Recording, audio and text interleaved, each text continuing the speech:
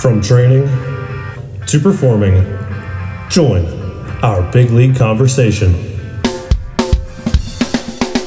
Welcome to the CSP Elite Baseball Development Podcast with your host, Eric Cressey.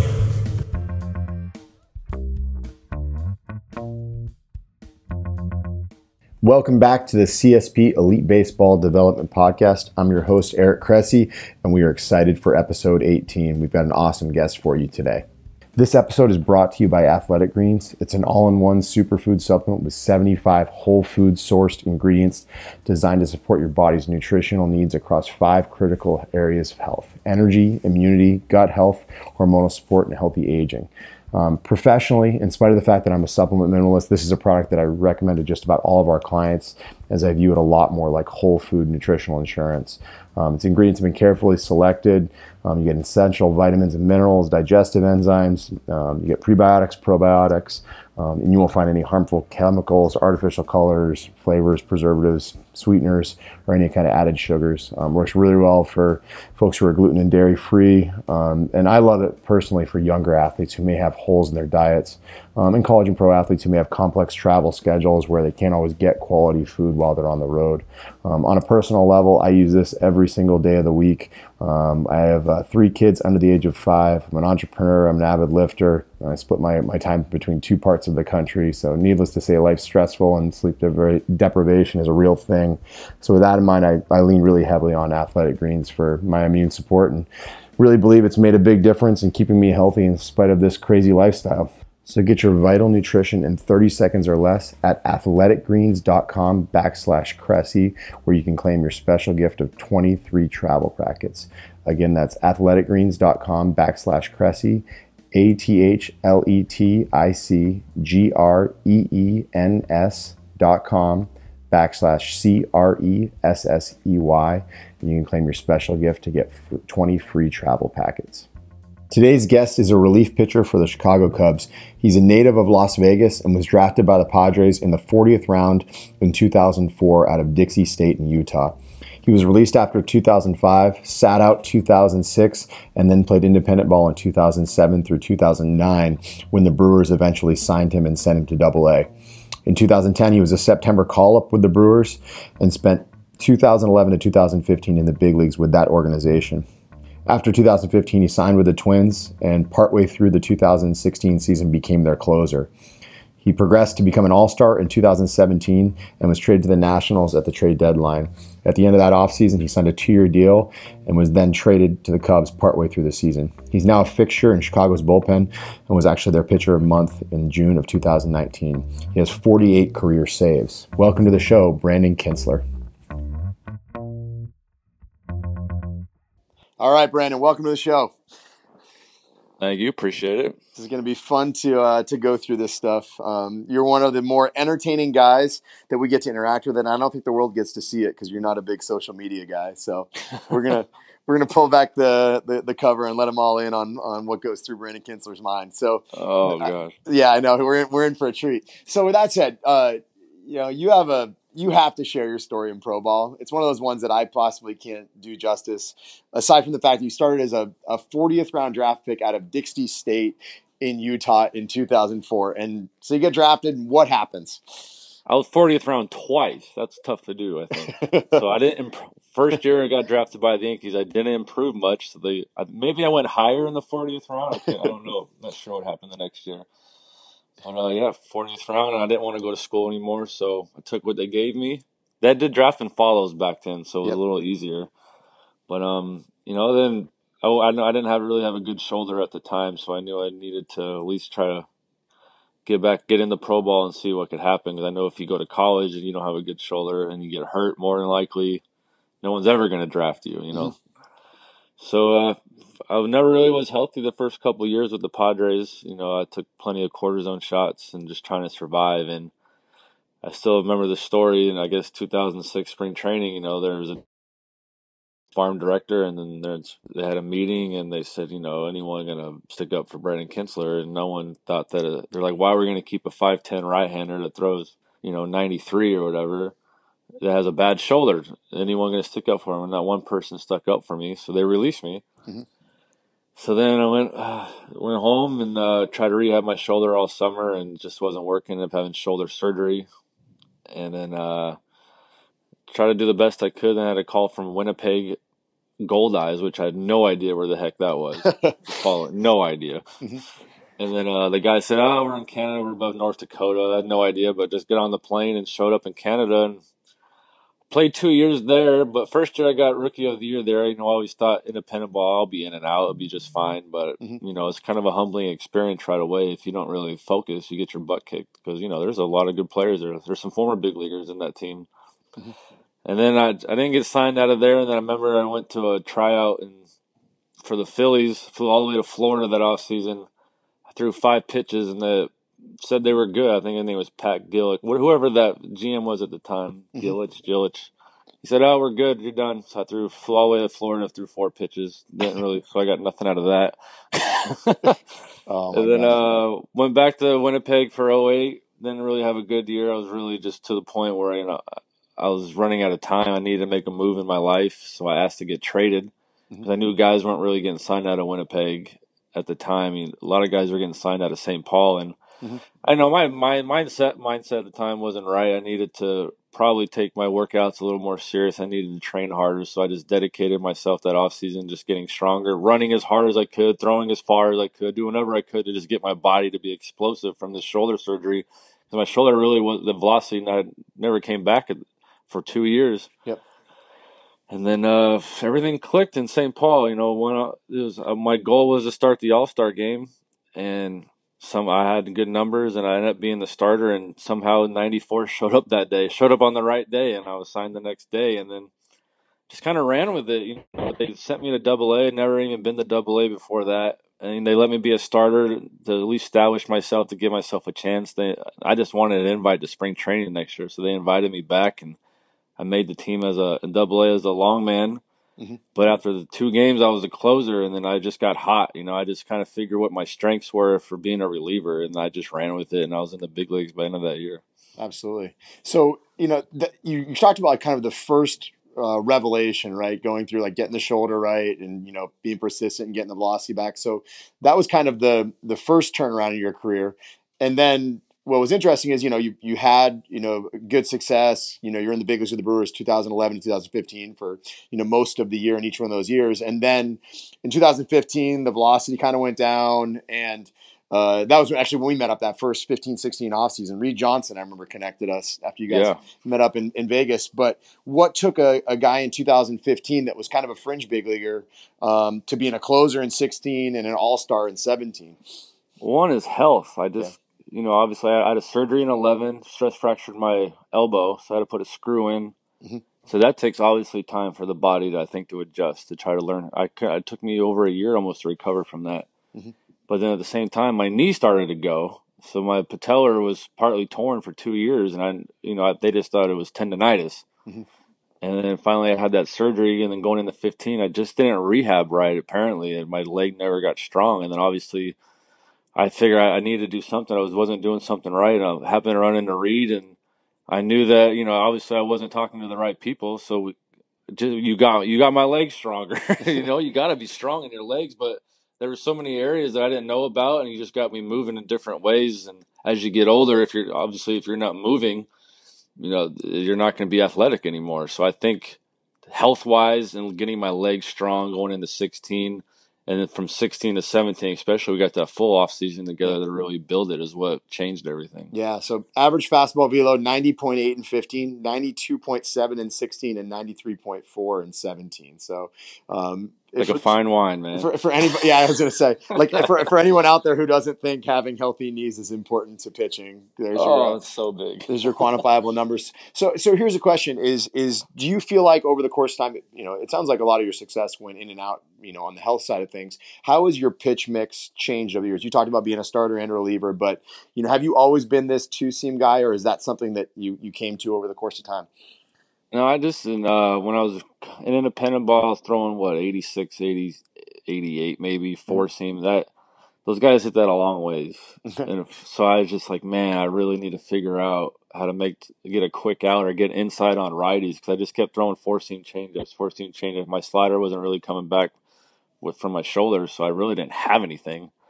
So I just started one day. I started rehabbing my shoulder one year in '06, and Greg Maddox was there.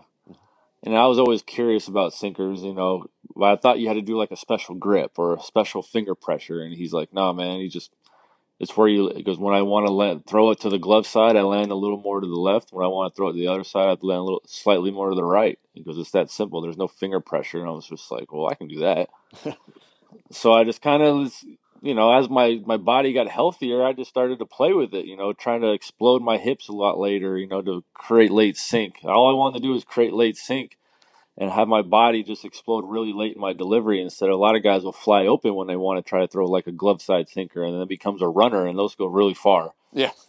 Or, if you throw it arm side and you open up and the runner hits the guy, I just really was trying to figure out a way for 3 years in independent ball how to drive this ball down in the zone. And it took a lot of practice every day playing catch, took a lot of side bullpens. But as my body got healthier, it started to just connect.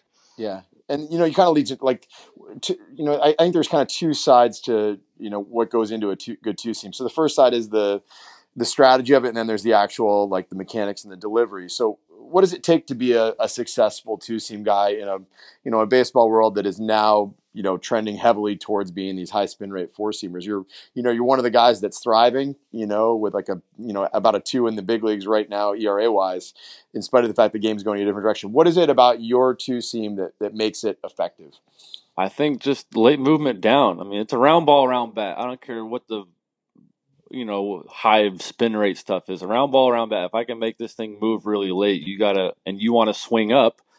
There's going to be 2 round objects going to hit each other, and this one's going to go down, and you're going up. Yeah, I think the odds are in my favor of you hitting it on the ground or top spinning something. It's going to be extremely hard to backspin it.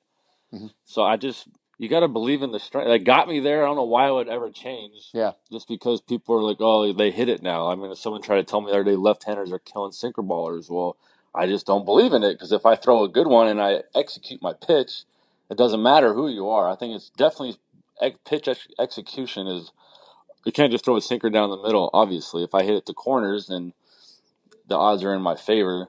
The sooner pitching up in the zone has always been a bad thing. And that's why the home run rate is so high. Yeah, strikeouts are up, but the home runs are astronomical. And if you're not pinpointing this high fastball that everyone wants to throw, These guys are going to hit it out. Yeah. So I might as well just throw the ball down and see what happens. So, here's a question for you. So, when you have a 24-year-old that comes up to the big leagues or says hello to you in spring training and starts to ask about a two-seamer, like I remember you were talking to some of our college guys a couple years ago when you were in Boston, and you dropped a line. You don't throw a sinker, you power a sinker. Exactly. Do you think it's a mindset thing more than it is like a hand pressure or a pitch design thing for most guys, or what's the advice you find yourself giving to guys the most? I always try to tell guys, wait till they feel their fingers on top, right by their ear, and then just drive the thing down. But you really got to drive it with your lower half. If you're just trying to throw a hard two-seamer, those things, it doesn't do anything. The spin rate's going to go up, and they're going to become runners. If you stay relaxed and really just explode late with your lower half, I think your extension gets better. If you have good extension on a sinker, the thing is going to go down. It's going to be extremely late. But guys just always think they want to throw it hard, and but I think they use the body too early, and it becomes a runner. You just really got to be patient with it and know that I'm going to drive this thing down because the object is for it to go down. Everyone always wants to see this movement. If you can see the movement, the hitter can see it a mile away. Yeah. So that's the problem. Absolutely. Now, a couple of years ago, you even told me, obviously your best career ever was when your velo was the best. But I remember you saying something to the effect of, when I start seeing like 95s in the radar gun, I know I'm doing something wrong. Like that. Exactly. I'm actually elaborate on that for me, because most guys it's heresy to say that less velo is better, and you're one of the few guys who I've ever heard that from. So. I've just learned that the 92, 93 range is where I get the latest sync. My my mechanics are a good sync. I'm not trying to muscle up. If I see everyone, I'm almost okay with 94, but if I see 95, 96, I know I got a problem. I know it's not going to be late movement. Yeah, it's hard. I'm throwing it hard. Guys got to react to it differently, but that thing is going to be a little up, and it's not going to do what I planned on it doing. So the location I wanted to throw it to and have it start is going to stay in that location, and that's when you're in danger zone, or the ball getting hit out, or or you get like a stupid jam shot or something. But if I just do the 92, 93 range, I get that late sink down. I get those nice little ground balls, or possibly a swing and miss. Absolutely. So obviously this offseason, I know you guys brought in Tommy Hotovy, and you got a really good working relationship with him in Chicago. And there were certain mechanics changes I'm going to ask you about, but I'm going to ask you about the pitch selection changes, because right now, you're largely known as a two-seam guy, but you are throwing fewer fastballs. But this year, you almost twice as many changeups, and your slider usage is up like 4%. What was this, like a conscious thing? Is it something that's happened in light of you struggling in certain parts of the zone or against certain hitters? What led to those kind of desires? I think we just got my body in a good position now where I can repeat mechanics. And before, I was so hit or miss on my off speed. Like, I was always kind of able to throw a changeup, but really ever since I had elbow surgery in 11, my slider has been like non-existent. I mean, I had a really good slider before that. But I think I just started with the knee problems and stuff. I just tried to compensate how to throw a slider, and my body would never repeat. And I think now that I'm healthy and we simplified my mechanics, I can repeat that arm slot and be able to power these pitches where I can throw any pitch now. I mean, my changeup's been a huge weapon, and it looks just like my sinker. So, Yeah. I mean, it's not like it wasn't a plan. It was just like, the catcher just started calling it one day in spring training in the beginning of the season, and I was able to just throw the pitch and execute it. So now we just started like, wow, this right-on-right changeups are huge. It's huge against lefties. I have a slider now if we need. These guys are thinking backdoor sinker. It's just been weapons, but I think being able to repeat the mechanics and being healthy is just allows me to throw other pitches instead of like, well, my body's only throwing a sinker today. I mean, I just was just hope and pray you hit it at somebody. Yeah. With the actual kind of like changes, I know in 2018 you kind of went down some bad paths, started like chasing more strikeouts, getting away from who you were. Kind of describe how that came about, because you're an all-star in 17, and then 18 was a challenging season on a couple of fronts. What was it about the approach that changed, and what kind of advice do you have to other kids who are like looking at this and wondering like, how do I avoid just chasing what the crowd is doing and being my own unique? Well, don't listen to Max Scherzer, first of all. He told me in spring training last year if I had more strikeouts, I'd be on another level. So I was like, well, I didn't get respected much in free agency. Maybe, if I do try to do this trend that everyone's doing, maybe I'll get more respect. But it just created a lot of bad habits for me, and it got me under my sinker a lot because I was trying to throw up in the zone. I was practicing my sliders so much to where I just felt like my hand wasn't getting into position to throw the sinker anymore. And then all of a sudden I tried to go back to it, and I started a good run, but then I got traded over to the Cubs, and there was just so much information. It was like a candy, like you're in a candy store for all these kids. But for me, like, I love the information so much, it just put me underwater, though. I was pitching underwater. I had too much stuff on my mind, and I was trying to throw these high fastballs or high sliders in on lefties, and I don't do that. Like, I just don't do that. So my advice to anyone would be, stick to your strengths no matter what, and don't let any of the trends or anyone try to change you. Everyone's going to have this, oh, you should do this, this would totally help you. No, you are who you are, and just be really good at what you do and perfect that before you ever want to try anything. But be really good at that, and you'll probably excel before you try something that you don't really do good at, but you're kind of okay. I'm not a fan of that. Yeah. Well, you mentioned Max, and you jokingly said don't listen to Max Scherzer. You and Max are very good friends, and you guys were catch partners when you were the Nats too. And Yeah. Max trains with us, and there's a lot of like ball busting back and forth from across the country during the off season when he gets to town. So so I'm curious, and I know Max wasn't happy about how it went down in Washington last year, and very unfairly, you were portrayed in kind of a bad light when that trade went down. About potentially not being a good clubhouse guy or anything like that. And for me, it was like eye opening, because I knew how helpful you were to Max in terms of challenging him to be better and being honest with him when not a lot of people are able to be honest with him because he's so accomplished. I know, talking to Doolittle, like, you guys are very close, and some of the other guys in that pen, like Justin Miller, those guys all rave about the teammate you were. And then Cishek, Hendricks, some of the guys we've talked to in Chicago all think the world of you. So I'm curious, like, what is it, do you think, obviously there's, the media aspect of it, but where's Brandon Kintzler misunderstood? Why do we all see you as like this great teammate, but for some reason it doesn't always carry over to what people read in the media?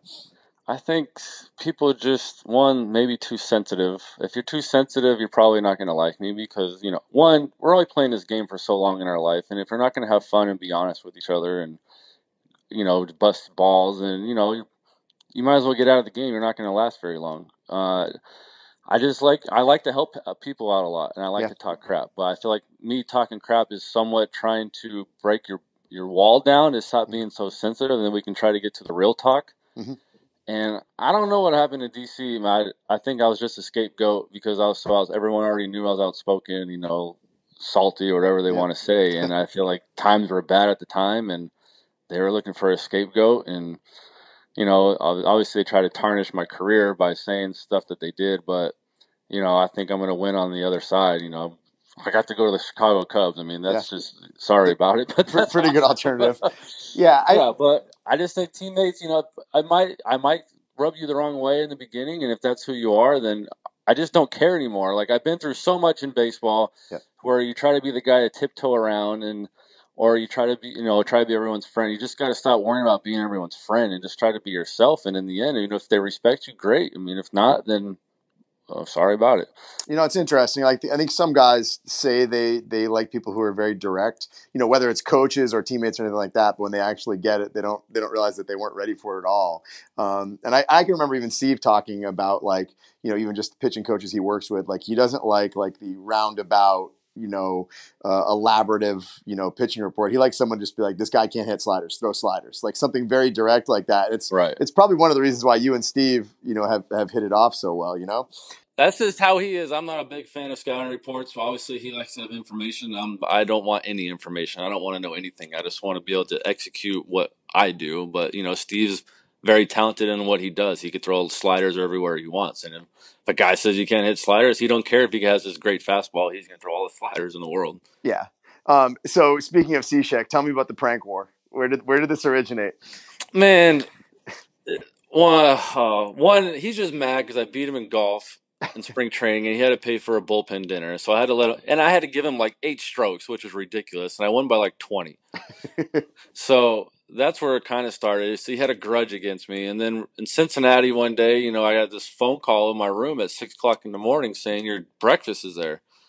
I'm like, I don't want no freaking breakfast. I was a little meaner to the lady. But so then she hung up on me and they kept knocking on my door. So I was pissed. And then, so I knew the night before though, because we had a little team get together watching the basketball game. And then I was walking out and someone asked me what my alias was. And I said, and they already knew it. And C-Shek told them. And then so I blame it on C-Shek for telling what my alias was for my room. So they went and put the breakfast, tab on your door. Mm-hmm.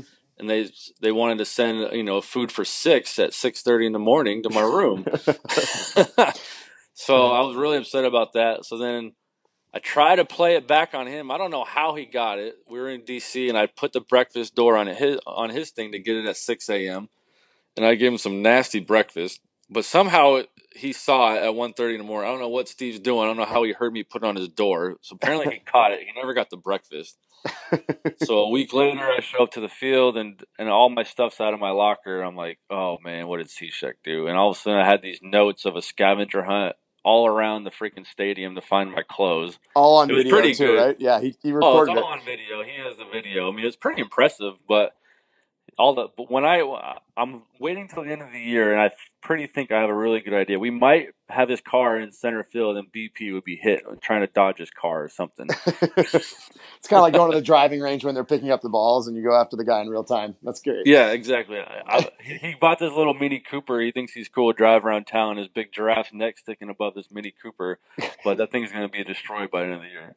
He's had a lot of practice. This is not Steve's first prank war. There have been some pretty good ones on the home front during the off season as well. So I wouldn't doubt it. He's a sneaky assassin for sure. I'm pretty sure Steve called me one night at 9:30 at night, and he was like, "Hey, I need your help. I got to put 100 pink flamingos on my buddy's lawn." And I was just like, "Steve, I'm going to bed. Sorry, man, you're on your own this one." But if you knew him, you wouldn't think anything of it. So you got to keep it light. It's a long season. So all right, so we're working our way through this. we're gonna do like kind of like a lightning round, but I feel like actually in asking you these, it'll probably lead to some better discussions that might not be so quick. So, All right. what advice would you give to a teenage Brandon Kintzler? Oh, just should have worked. Just work out and work hard. Don't think you're just talented. Yeah. Don't be such an idiot. Well, and you grew up in like kind of a hotbed. You were in Vegas, so Yeah. I mean, that's Greg Maddux, that's Chris Bryant, that's Bryce Harper. There's some good players that have come out of Vegas. We had like probably 10 guys drafted my senior year in high school out of Vegas. Everyone threw 95 back then. It was very talented. I definitely wasn't the talented one. I was just the good athlete that just thought he'd show up. I didn't know. It was back in the day. It was old school. Yeah. No one really done anything back then. Absolutely. Were you a multi-sport guy, or was it baseball only? Oh no, I played everything. My main thing was BMX. That's right. That was my thing growing up. There's a YouTube video of my jumps. Steve's showing everybody around on the team now. Colin Coward actually he was a Vegas anchor at the time, and he did it. It's kind of crazy to see him. No kidding. And then obviously basketball. I played there. I think it was so important to play so many sports to stay athletic. I didn't really go full-time baseball until I was like 14. That's awesome. So what about minor league Brandon Kintzler? What do you tell him? What keeps him on the right track? Well, minor league Brandon Kintzler was just trying to survive and be healthy. Independent ball, Brandon Kintzler was, thought it was just going to be easy and I get out of here. But as soon as I got out of independent ball, I was on a mission. So I would tell the minor league Brandon Kintzler, just stay on the mission and keep your head down and go. Don't try to look too far forward. Just, stay present during the day. Like Trevor Hoffman always said, prepare for today and don't worry about anything else. So once I kind of heard that, it just stuck with me. Yeah. You know what? One of the things I've always thought was interesting about you was like what a student of not just like the game of baseball you are, but like even on the training side of things. Like it'd be one thing if you just like got your program, followed it, that was that. Like I remember we went down and we did kind of like an in-service for the national staff at the spring training complex, and we're looking at some of the guys, and you're jumping around, be like, "What do you see? Is it this? Is it this?" And like you've really taken a pretty big amount of ownership in it. Is that something that's just you always had in you? Were curious how the body worked? Is it something that you got more and more interested in once you had all the injuries and had to kind of learn how you move efficiently? Yeah, injuries. I was so curious of why my knees kept hurting. One shoulder, so I might as well, if I'm going to be around a shoulder guy, I might as well learn everything I can. So obviously that's why I ask you so many questions. Sorry if I annoy you. You don't. And then the knee, I was just, even after knee surgery, my knee never got better, but then my other knee started hurting, and I was just so curious of why I keep getting patellar problems. So I just wanted to I wanted to learn so much of what functions the knee so much, and I never even thought about my feet and ankles, and then the hip. Everything just affects so much. No one pays attention to any of that, and that's why I want to learn so much. You never know. Obviously, I get older. Obviously, I need to move well if I want to stay healthy. I don't think if I learned all this stuff, I would still be thriving at 34. So hopefully, I want to play at least 2 more years after this. So if I can keep learning more, and then just help other players. I feel like I've helped a lot of players along the way, learn stuff about their bodies that help them survive and stay healthy. So you just never know. I think I was put around here to be able to help other players help their careers. So we all need a job when we're done playing at some point. Yeah. So you never know. Could you see yourself coaching when all is said and done? It would have to be the big leagues only. There is no way I'm doing, or like a consultant. I want to do your thing. I want to do the consulting thing. Special assistant.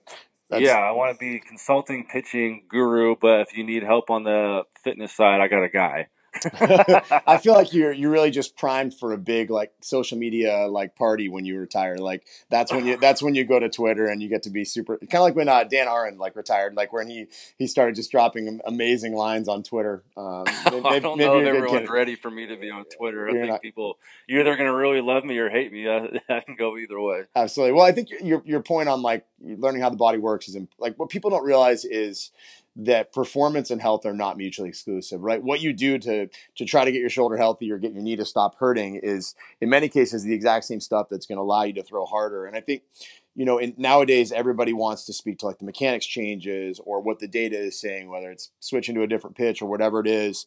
But very rarely do people actually pay attention to the sports medicine side of things. And then more importantly, the synergy between, sometimes getting your body right from a sports medicine / strength and conditioning standpoint allows you to take on different mechanics, which may allow you to execute things that are in line with what you need to do from a data standpoint to be successful. Yeah, I think the numbers will show you, and then you'd be like, okay, the numbers are off. My arm angle is this and that. And then you'd be like, you know what, my legs weren't healthy that year. I did have some kind of injury, and then it's like, oh, well, maybe you weren't in your legs as much. Then you go look at the numbers or even compare mechanics to legs, and you're just like, well, like last year I wasn't in my legs at all, and that's why my spin rates are up. My arm angle was extremely high. My release height was extremely high. It all just started to make sense. I just wasn't using my legs. I think I got to the point of so caught up in wanting to be on top of this sinker. I was shutting my legs down and thinking I stopped driving the ball. I went against everything I said forever. Yeah. Me and Max yelled at each other so many times in spring training about he wanted to pitch off your toe and I wanted the heel to be connected, and we just did so many things yelling at each other where, we were both right in a sense. We Yep. both had good sides to talk about, but, I just got away with what I was doing, and the numbers showed it, that I wasn't using my legs. And obviously this training, I told you, I need you to push me. I need you to get like my legs explosive as much as possible so I can use them again. Absolutely. So here's an interesting question that I'm actually excited to hear your answer. What's more important, stuff or command? 100% command. Yeah. It's 100%. It's always interesting because by your own admission, your stuff is not necessarily elite. You know what I mean? It's not like Right. a crazy Blake Trinan turbo sinker at 101. The changeup's not Kyle Hendricks. The slider isn't Max Scherzer. So you really do have to make it work in that regard. Has it always been like that, or do you feel like you get signed if it isn't for the initial stuff? I think right now I couldn't even get a job if I threw a bullpen for these, whatever the guru nerds that they call themselves or whatever. There's no way I'd be able to get a job because I don't have the high spin rate. I'm not going to throw 95 or whatever. But I'll go there and I'll dot corners all day at the knees. And if that's not going to impress you, I mean, try to hit it then. I think these guys should start getting in the box and they try to hit sinkers. Half the times people don't even catch it. Ask Cishek. He took one off the knee the other day. Oh my gosh, yeah. Then we had our PT try to play catch with me yesterday, and he took it off the hip. Oh my God. I just think you look at it. How many guys throw 98, 99 in AAA right now? They're all over the place. Pretty much all of them. Right. I Yeah. mean, and they come up and they don't have, and they get absolutely slacked and they get sent back, and everyone's wondering, well, I don't want these guys to throw 98. But every once in a while, one guy will click. But there's probably 1 out of 20 that have command of what they're doing. It's interesting. So, favorite teammate of all time and why? Oh, I think Max is up there with me because he let me. He's Max, and he lets me talk so much trash to him, but he gives it back. But he loves it. But he's willing to listen to me. I feel like we helped each other a lot. Obviously, he ruined my career last year, but I feel like I helped him thrive. So I told him I just want a Cy Young. Just give my name in the Cy Young speech, and I'll be set for life. That's all I need. That's pretty good. I have a funny Max story that I think you'll resonate with. So there was like a random Thursday last off season. It was like a lower body lift for him. And just he didn't have it that day. He's working the mom butt. I don't know. He was doing something. It just wasn't there. So at the end of the lift, I was like, hey, sometimes you just got to get him in. I gave him like a fist bump or something like that, and he was pissed at me. He's like, I want you to ride me. Like, you got to wear me out on these days if I don't look like I'm having it. Like, don't wait till the end of the session. And I already had a ton of respect for Max, but on a day like that, it went to another level because it's what you realize is, when guys have had the success that he's had, you in many cases just get a lot of people that want to be around and tell you how awesome you are and just, do no harm, but do no good. And he was like a guy who clearly was craving, basically people to challenge him and try to make him better. And I think that was something that you really did. I don't think people recognize that, with you being that direct with him, I know it made my life easier. He was more open-minded. He started asking a lot more questions on the training side of things. We had mechanics discussions. You really made him think about what makes him successful and how we can continue to improve. And sure enough, you see a better curveball now. He goes out and he punches out 300 the year after he meets you. So it says a lot. I think he liked being challenged like that, and no one probably ever said that you can go to another level. And also, Max thinks he can go to another level if he change and be open-minded. He thought about for a while, and obviously he's willing to be open-minded. We still talk. Yep. I challenge him with his mechanics all the time. I'll tell him when he's so screwed up, and I can't stand watching it anymore. And then last month, I told him I can't watch anymore. I was like, just listen to me, dude. I'm going to help you guide you to number 4. And then obviously he's on a good run, so now I'm a genius. So. 6-0 with a 1 ERA in June. And I was like, man, this shit's easy. I can do this job forever. It's easy when you got a sample size of 1 and it's Max Scherzer. So true. And it's so much easier to tell somebody to do it than have to do it yourself. Absolutely. All right. So with that said, what pitchers do you like to watch and why? Like, who do you find yourself watching the most? I love watching Kyle Hendricks. Mm-hmm. I love watching that guy. He basically guides me through how I get to pitch everybody, so I don't have to even look at a scouting report. And he's just so smart at he knows exactly what he's doing. He puts it exactly where he wants, and he's not scared. He knows what here's a execution and command that's Kyle Hendricks. It's unbelievable what he does. I mean, there's so many guys that throw 98, 95, and here's this guy that goes 86 to 88. He makes 89 look like 100 sometimes off his changeup, and he goes up in the zone when he wants now. I mean, now he's even got a 3,000 spin rate curveball. It came out of nowhere, but he just knows exactly what he's doing, and he's always even keel. You'll never know if he's having a good or bad day. And I was really excited to watch Craig Kimbrell throw. I've always been a big fan of him, and now that I'm on his team, I'm kind of excited to watch how he works. So he's a Hall of Fame closer, and I've been around a few Hall of Fame closers, and they're always interesting cats, but so far he's kind of normal. Mm-hmm. I gotcha. Very cool. Well, listen, this has been super entertaining on a number of fronts and informational as well. You have 0 social media, so I don't need to tell anybody where they can find you. Don't find me. They can find you at Wrigley Field. That's where they can find you. For now, I don't know. My trade deadline's coming up. That's my 2-year anniversary, so you never know. Oh, my gosh. No, I don't think you're going anywhere. They're in a playoff hunt and you're throwing the ball well. So thanks so much for taking the time, man. We really appreciate you blocking off some time to help share some wisdom. No problem. Appreciate it. Thank you for joining us for another episode of the CSP Elite Baseball Development Podcast. If you enjoyed this episode, we'd be thrilled if you'd consider subscribing to the podcast and leaving us a review to read on iTunes. We welcome your suggestions for future guests and questions. Just email elitebaseballpodcast@gmail.com. Thank you for your continued support, and we'll see you next episode.